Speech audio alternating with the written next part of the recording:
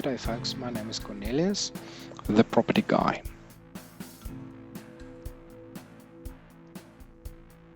Good day guys, today I want to speak to you about gardening, but before I get there I want you to look at this gate and tell me what's wrong with that gate. I'll tell you what I think about that gate at the end of the video today. So just a quick joke for those. The top one says if you see a spider. The second one says if the spider jumps, and then the bottom one says if that bloody bastard lands on your hand. So I hope it's not you, but if it's you, we don't always get scared for spiders and horrors and stuff. Guys, if your plate is empty and your children say, where do I get food from? And you don't have money to buy from, then what do? All of us think we have money and we have shops and everything, but this is a reality for many in our country as well as in the US of A. So let's start with how to create your own compost. That's very easy. You buy a few tires. These tires you can buy next to the road for 10 Rand a tire.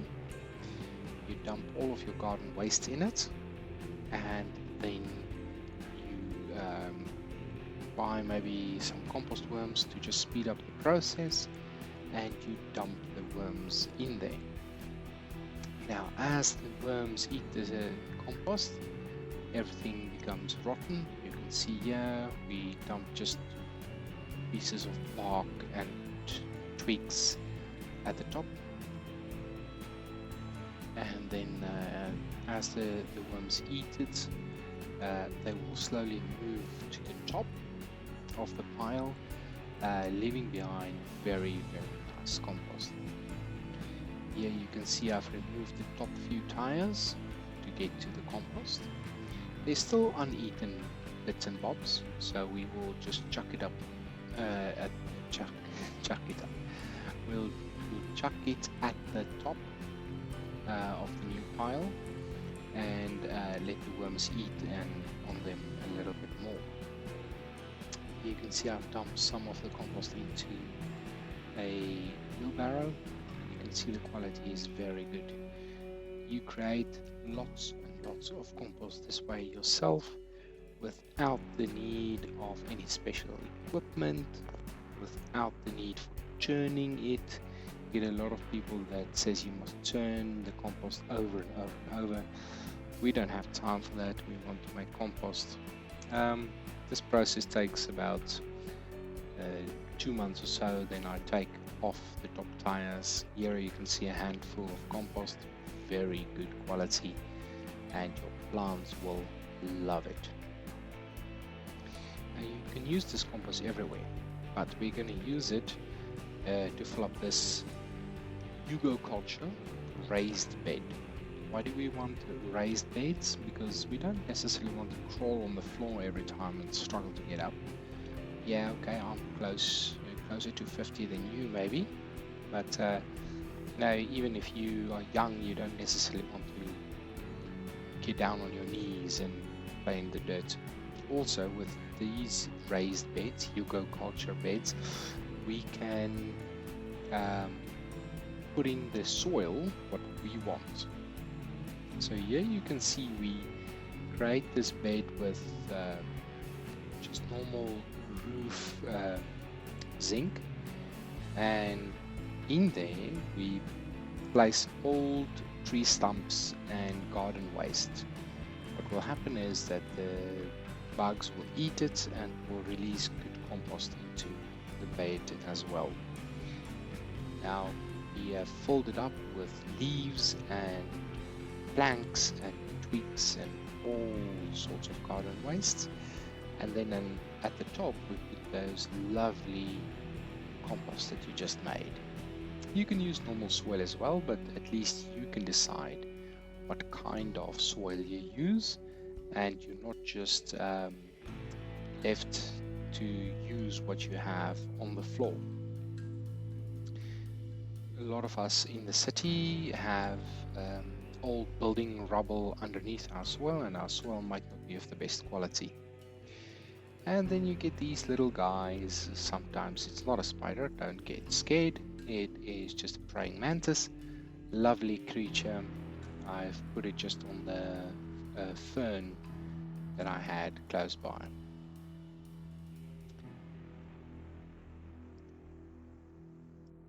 This is a few pictures from my roof, so that you can see I've planted several trees, nut trees, or as I'm also going to show you now, food trees, not just shade trees. These are things that will produce some sort of food for you. Here you can see some evergreen macadamia nuts, and it's still winter, but there's 2 or 3 peach trees in my garden, a fig tree, a lemon tree, and avocado tree. And here you can see the up close at the back. Those are not crosses, they are trellises for the grapes that I've planted. I might have made a mistake and planted them too low, although I thought that's what I saw from the Cape when I visited. I'll see if I have to raise those trellises. Here you can see some of the macadamia flowers in bloom. A few specimens of flowers from the macadamia nuts. Here you can see the macadamia nuts themselves, and some buds early spring from our peach trees. Soft fruit trees take up to 4 years before they really bear fruit. A lot of the time we nip off the little buds the first 3 years because the root still need to take form, and if you let the fruit bear, they are not going to be very tasteful, and therefore most people don't allow the trees to bear fruit for the first 4 years. And hey, have some fun with your trees. As you grow them, you have to train them. Yeah, it's best to let them grow into a wine glass shape so that they can come some sun inside and help the fruit ripen. You can see I have had some nice ideas of braiding the branches and creating nice shapes, and also using weights to pull down the branches so that that wine glass shape is opening up. In the background you can see the JoJo tank that I use for my grey water and rainwater catching system, and I can easily throw 1,000 liters of water onto my garden every week without costing me extra money. Some extra flower photos that you can just see in the background, lovely pink and other colors. Now that's a lot of photos, and we didn't speak a lot about gardening as such, but consider ripping out trees that is just shade and replace them with some nice food trees. And remember, it's going to take you up to, for nut trees, 7 years, and for soft fruit trees 4 years. So it's a long-term investment, but go ahead, plant some trees, create some raised beds, buy some seeds, and you can have lovely food on your plate out of your own garden without a lot of pesticides or funny growth material that they put into your food. It is very nice to go into the garden, pull a handful of carrots, wash them and eat them fresh. Now unfortunately I don't have a lot of photos of how to plant these trees, but basically what I like to do is dig a hole in the soil about 1 meter cube, that is 1 meter by 1 meter by 1 meter deep. Fill it up like hugelkultur with lots of branches and twigs and plant material, then some soil, some bone meal, again some soil, and then finally compost, and then the tree itself. Do cover the soil with heavy bricks so that the dogs don't come and dig up the bone meal. They will smell it right through the soil, and you want to protect your tree. Water them regularly during springtime and summertime, and not so much in the wintertime. Let them grow, prune them well, and you will have food for quite some time. It will also increase the value of your property, I believe, because people start to realize that, for instance, in COVID, where you lost your job, you can still go and get some food out of your garden. Now, what happened to that gate?